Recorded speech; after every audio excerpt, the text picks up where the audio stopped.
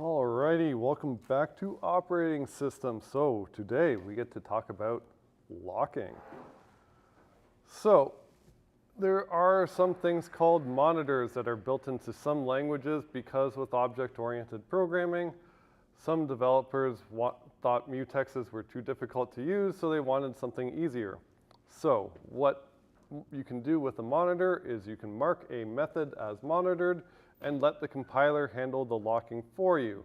That way that essentially just creates a mutex for an object, and then an object can only have one thread active across all of its monitored methods. So it makes it essentially just does lock and unlock in every method, and then make sure before every return statement, it actually unlocks it. So basically, like I said before, creates one mutex per object, and then the compiler will insert the calls to lock and unlock for you.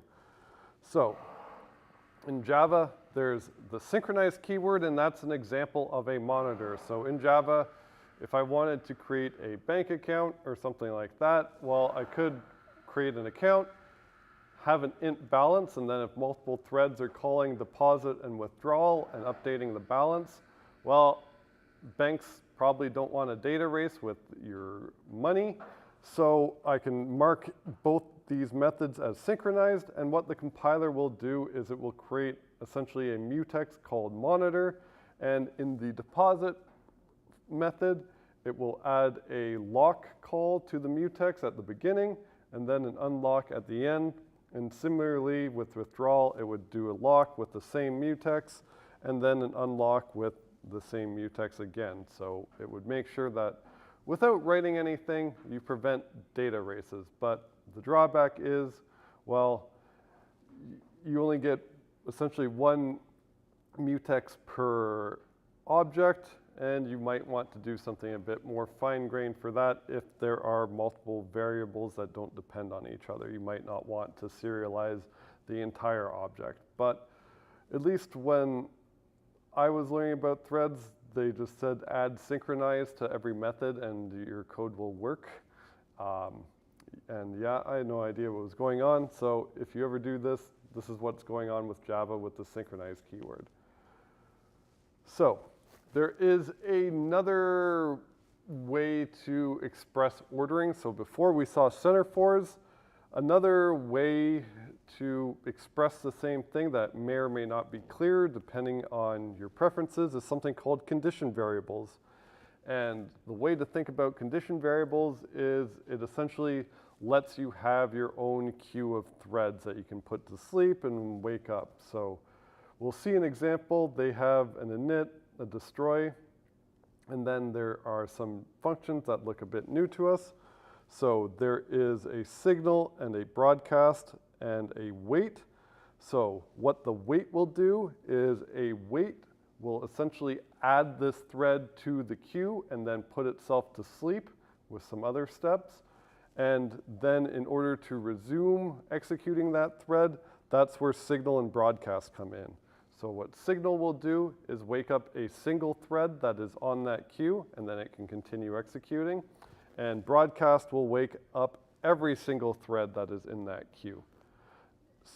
So with that, there's also a timed wait if you want to, you don't trust that someone will wake you up. You can just put yourself to sleep for a set amount of time, and then you'll get woken up after that amount of time. So with these condition variables, they must be paired with a mutex. So whenever you call wait, you must already have locked the mutex. So it needs to be, you need to pass a lock call. Signal and broadcast do not need to hold a mutex when you call them. Doesn't matter, they just wake a thread up. So why do I need to have the mutex locked while I am calling wait? Well, you can think of it as, well, since it's managing a queue, it wouldn't want any data races using that queue, so that might be another reason. And also, it needs that mutex argument because if we put this thread to sleep, we don't want that mutex still held by that thread because it's not going to execute anymore. So what it will do is it will also unlock the mutex right before it goes to sleep. So And then whenever it returns back from sleep, the first thing it will do is try and reacquire that mutex. So when it returns from wait, it has the mutex, you still have mutual exclusion. So when you're doing this, one mutex can also protect multiple condition variables or queues if you want, just as long as you are consistent. So for this working, we can only consider calls to wait and signal. So wait puts the current thread on the queue, puts itself to sleep, and then signal wakes up a thread. Or in other words, so wait has 3 steps. So again, wait will add itself to the queue for that condition variable. Easier to just think of the queue or the condition variable itself as a queue. Then it will also unlock the mutex and then get blocked. So put itself to sleep. It's no longer able to run anymore. And then whenever the thread that called wait has another thread called signal or broadcast and then wakes it back up, well, it would remove itself from the queue. It would be unblocked, so it is eligible to run again. And then before returning from wait, it will try and lock the mutex again. So wait will only return when you have the mutex. So you will have the mutex locked before and after your call to wait. So any questions about that? Yep. So it gets added to the end of the queue, and when it's, let's say there's a signal that wakes it up, does that Yeah. matter? Like, it's at the end, there's something before it, like it just wakes up that specific one? Yeah, so the queue will be probably a FIFO order queue. So it will just wake up whatever is in, just wake up one thread that is at the front. So if you want to wake up everything, use broadcast. If you want to wake up what is next in line, just signal. So what that would look like is, well, we could take our producer-consumer example from last lecture and rewrite it using condition variables. So instead of having 2 semaphores for keeping track of the number of filled slots and the number of empty slots, well, I can just keep track of the number of filled slots and then have essentially a queue that is waiting for a filled slot and have another queue that is waiting for an empty slot. So in the producer, I would acquire the mutex because my condition that I care about is the current value of the number of filled slots. So I would lock, and then I read that number of filled slots. Don't have to worry about data race because I'm always reading or writing the number of filled slots while I have the mutex. So in this case, I will do while n filled is equal to n, or capital N would be the buffer size. So while all the slots are filled, I can essentially put this producer thread to sleep because it is waiting for an empty slot, and then give it the mutex. And as part of this, it would unlock the mutex. So in the consumer, well, my condition is if the number of filled slots is currently equal to 0, that means my consumer, there's no data for my consumer to actually consume. So I can wait for a filled slot, so I'll add myself to the filled slot queue and then use the mutex. So if there was a filled slot, what the consumer would have done is emptied the slot and then decrement the number of filled slots. So it would go from, 2 to 1, something like that. So it updates it. And then it can signal any producer threads that are waiting for an empty slot because it just filled one up. So it would wake up one of the threads, and then one of the producer threads would resume back from here, acquire the mutex, make sure that all the slots aren't filled, and then if that is true, which it should be in this case, it would fill a slot, then say that, well, I've now filled a slot, so I would increment that number. And then if any consumers are waiting for a filled slot, I would signal them, wake up one of them, and then unlock. So any questions about that? Same example. So, wow, that's annoying. So this clearer than the semaphores or worse? So this is better. So generally, there's no one true answer. It just kind of depends. So some people like condition variables better than semaphores. For simple things, sometimes semaphores are better. So let's make sure we understand this. So let's go here. So is there any issues with the following code? So we'll just create, say we have a global variable called condition.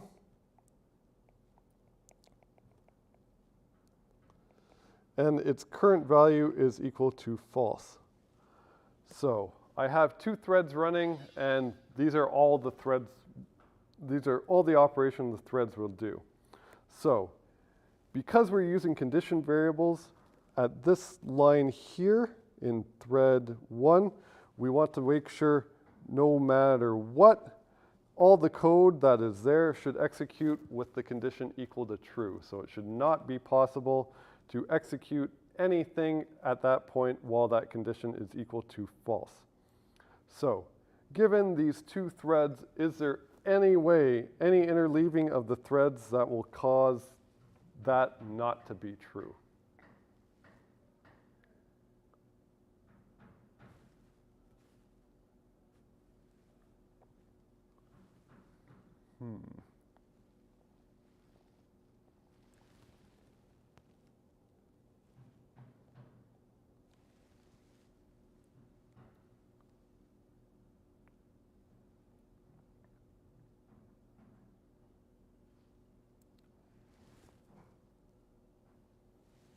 Or something bad that can happen.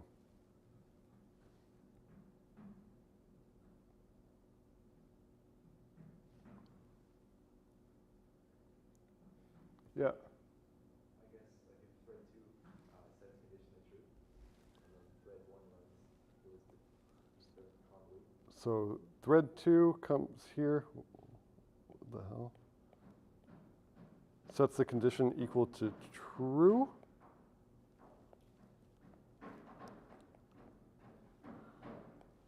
Okay, and then thread 1 executes. So thread 1 executes, it would acquire the lock, no problem. Then check if the condition is false. It is not, so it would execute this line, and condition's currently true. So that's okay. Right? Condition's true, so it wouldn't go into the while loop.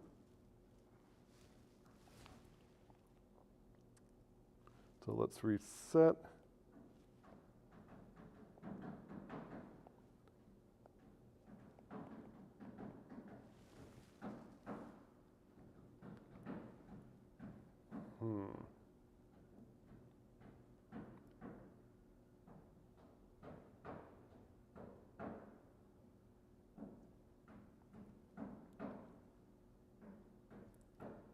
Which is subtle because I just realized I screwed it up in the last lecture. So good thing you guys are second. So what about if thread 1 executes first?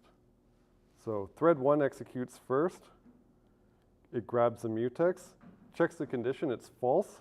So it would go into the while loop here, right? So what about if right before it puts itself in the queue, well, thread 2 executes. It updates the condition from false to true.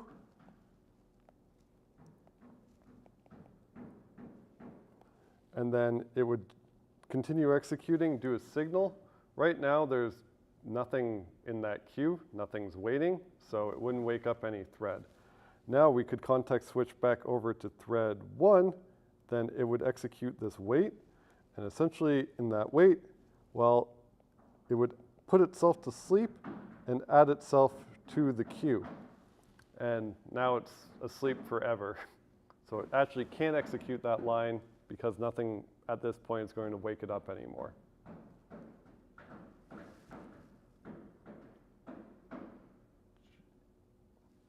Yeah. Why is the mutex passed to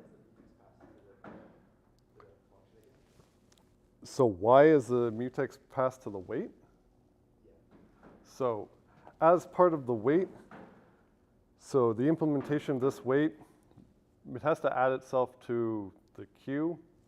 Assuming that it didn't need a mutex to do that, Well, before that thread goes to sleep, it needs to unlock that mutex. Otherwise, we couldn't progress in any other thread. And when it wakes back up again, it will try and acquire the mutex again, so we still have mutual exclusion. So is there any way I can fix this so that I will not have the case where thread 1 essentially gets stuck forever? So let us reset things.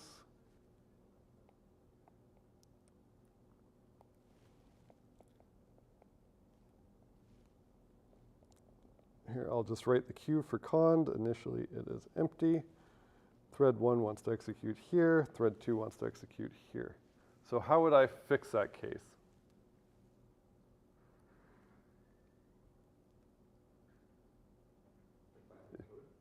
Yeah.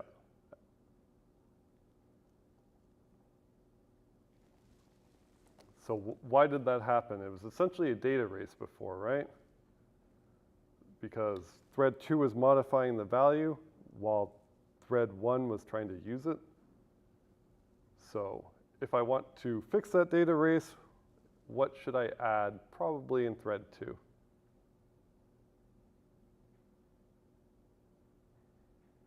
Yeah. Yeah, probably a call to lock, right? So here, I could lock the mutex. And then after I update it, I can unlock it.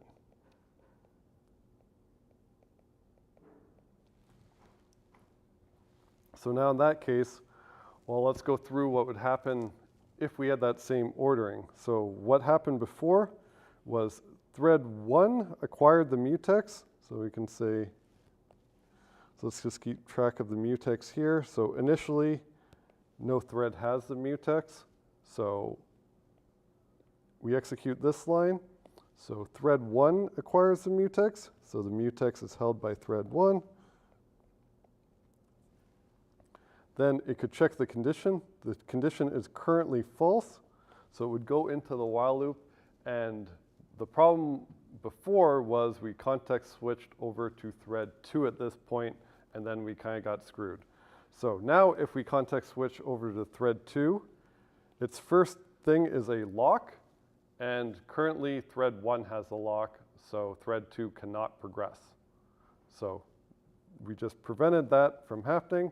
So thread 2 cannot run, so thread 1 will continue running.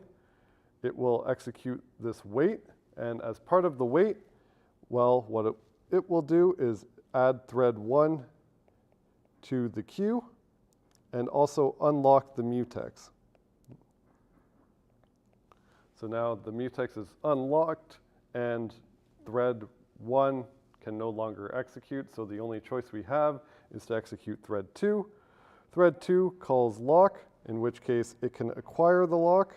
So the mutex is now held by thread 2.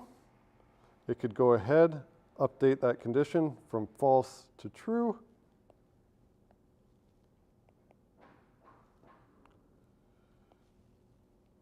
And then unlock the mutex. So now no thread holds the mutex. Oops.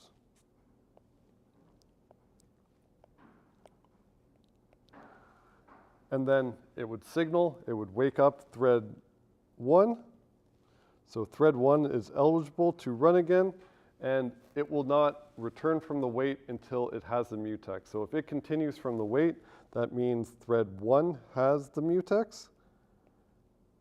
And then it would be executing this line with the mutex while the condition is true. Nothing else can change it to true. We're all good. And then whenever it's done, it unlocks the mutex. So any questions with that? We're all good? Yeah. So the condition signal in thread 2 brings back the mutex lock for thread 1. So the signal just removes thread 1 from the queue, and it's eligible to run again. Because it's resuming from a wait, if it gets picked to run, it will essentially execute lock on the mutex. So whenever it can acquire that mutex, then it returns from wait. So in this case, here we can rewind. So right before we called unlock in thread 2, we also did signal. So when we called unlock, we essentially gave up the mutex. And then when we signaled, we essentially removed this from the queue. And now it's eligible to run. And it would resume from this wait call right here. And before it returns from wait, it has to reacquire that mutex. So if there was another thread that has the mutex, it couldn't resume because essentially it would be doing a lock on that mutex. So it would have to wait for another thread. In this case, it's the only other thread that can run. So it would go ahead and just acquire the mutex, and then it would continue executing from the wait.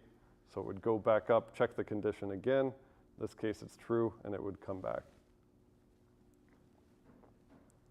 So you might also wonder, would that be fine? Why the hell am I checking it again? I knew it was true.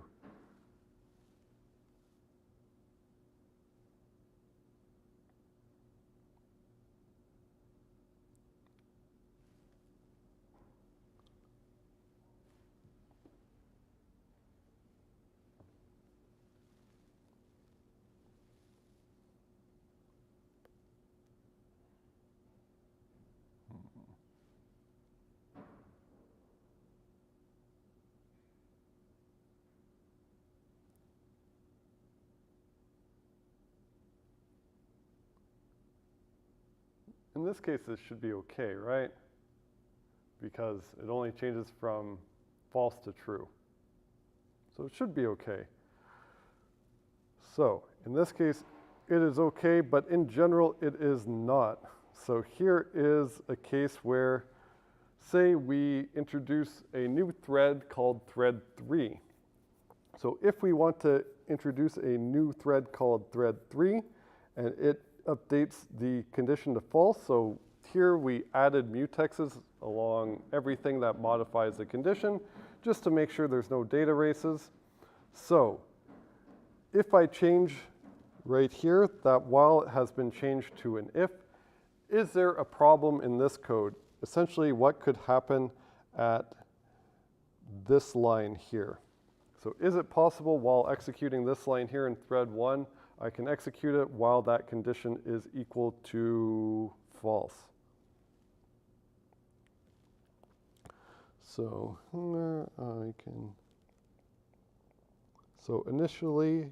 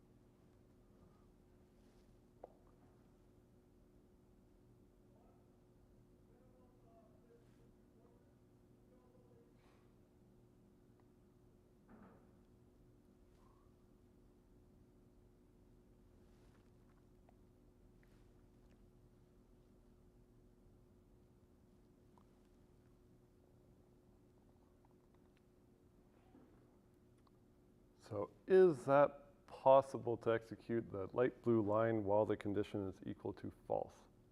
Yeah. I think if first thread 1 enters the new thread count wait. Okay, so let's first, thread 1 starts executing, so it acquires the mutex. Yeah. So thread 1 has the mutex. So it would check the condition. It's currently equal to false. So it would continue, it would go to wait, and wait would put thread 1 into the queue, and then give up the lock. So now what?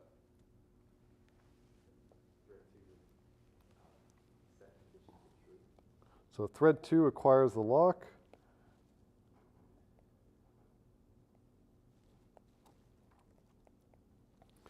And in this case, as soon as thread 2 acquires the lock, we can't even switch to thread 3 because it wouldn't be able to make progress because it would need to acquire the lock.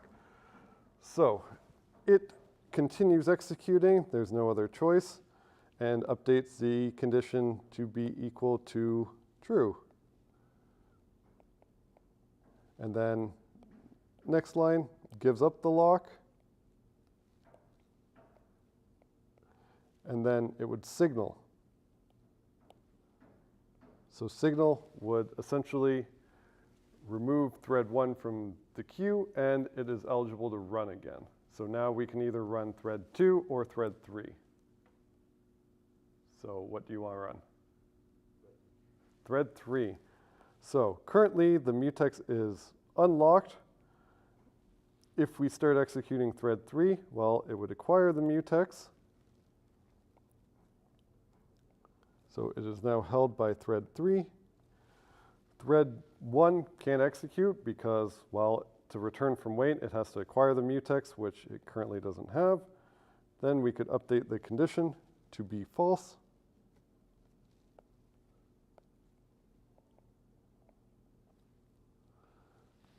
And then unlock the mutex in thread 3.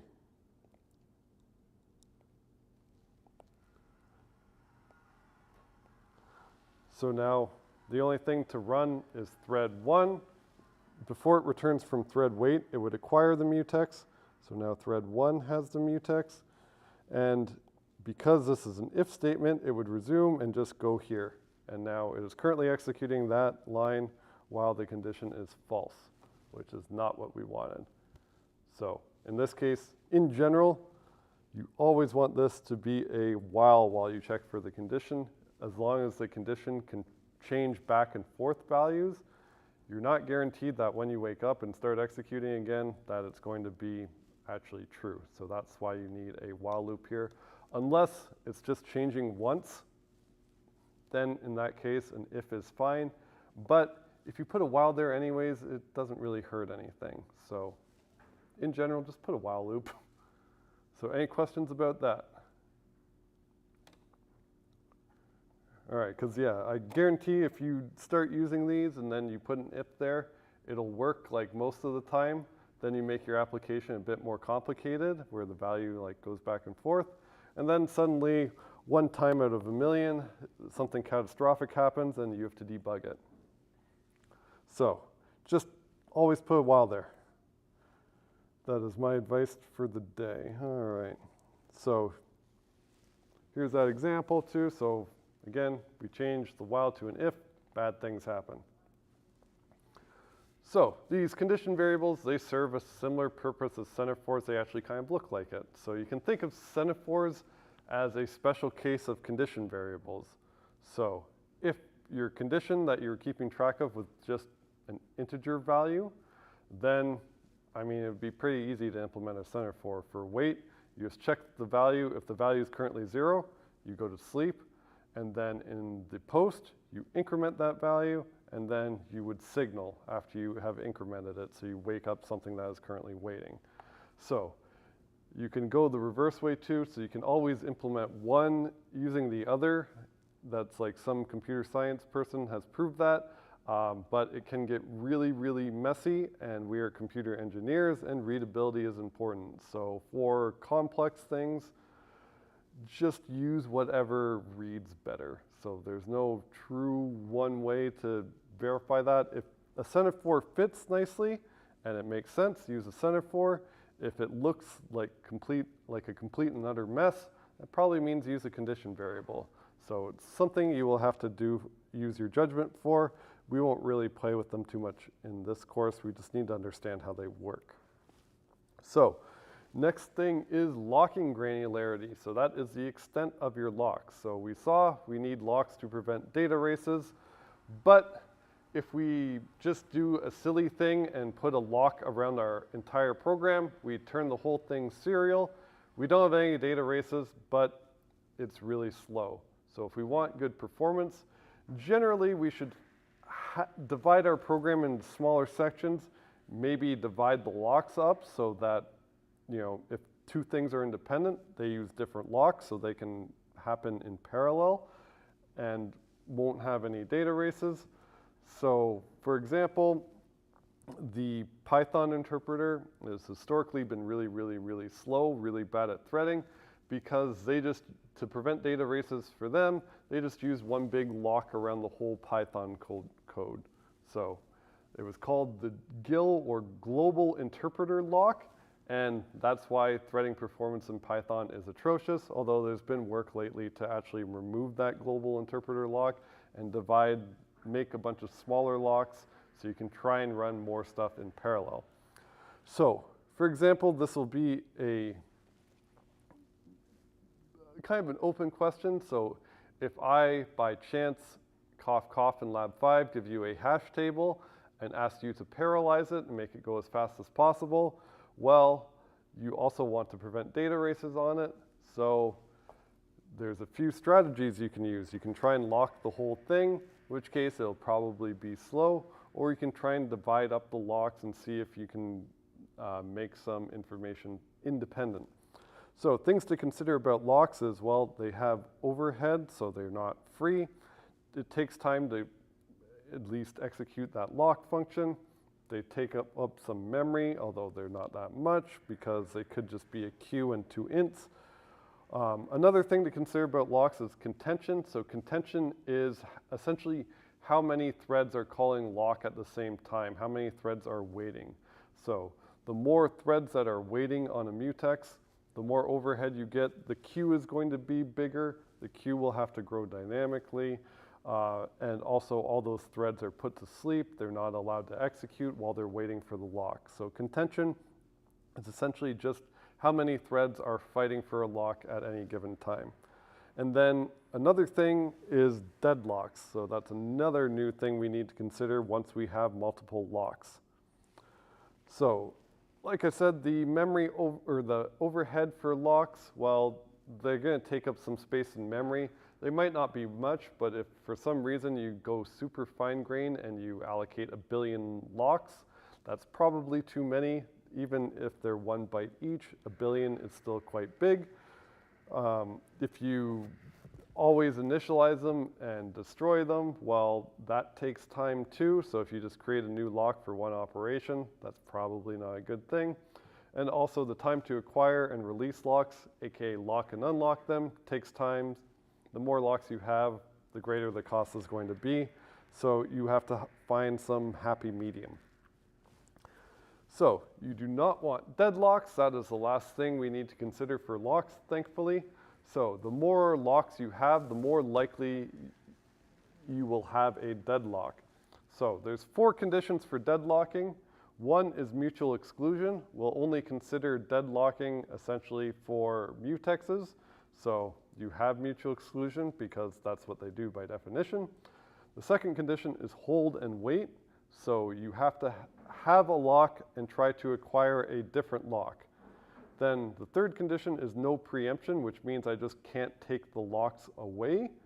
So I can't, if you're holding a lock and waiting for another one, I can't essentially rob you of that lock and force you to put it down if I have deadlocks. If I could force you to put it down, then I won't have any deadlocks. I can just essentially steal the lock from you. The fourth condition is a circular wait. So it's waiting for a lock held by another process. So a simple deadlock example would be, hey, I have 2 threads. In thread 1, get lock 1 means I'm trying to lock 1. So in thread 1, I can lock 1, and then lock 2, and then in thread 2, I can lock 2, and then lock 1. So I might get in the situation where I execute thread 1, it acquires the first lock, and then I context switch over to thread 2, then thread 2 acquires lock 2, and now at this point I can't make progress with any thread. So if I try to execute thread 2, it tries to lock the first lock, which is held by thread 1, can't make progress.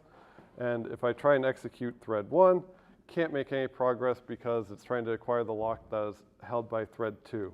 So that is a deadlock because neither thread can make progress.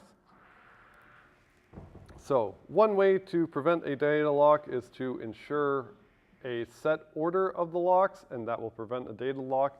So of these 4 conditions here, you just have to break one of these in order to prevent deadlock. So all of these conditions must be true in order to have a deadlock. If I can break one of them, then I can break the deadlocks. So this one prevents hold and wait, because if I always acquire the locks in the exact same order between all the threads, that means, in this case, if I only have 2 locks, I can only ever get lock 2 if I already have lock 1. So I don't have hold and wait. It's not possible to have lock 2, or it's not possible to, have lock 2 and try to acquire lock 1, because I always acquire them in this case. If I just assume I always acquire them in sequential order, it's not possible to essentially acquire a lower number. So that's one way to prevent a deadlock. And then the other way to prevent a deadlock is to break that hold and wait. So this is finally where try-lock becomes useful. So if I can't have generally acquiring mutexes in the same order is the easiest way to make sure I don't have a deadlock. But for some reason you can't order the locks, this is the next best one. So what this will do is acquire lock 1, and then it has a while loop. So it will try to acquire lock 2, and then it will check. Try-lock will tell you whether or not you have successfully acquired the lock. If you have not acquired lock 2, then you go into the while loop, and then what you do is you give up lock 1. So I break hold and wait.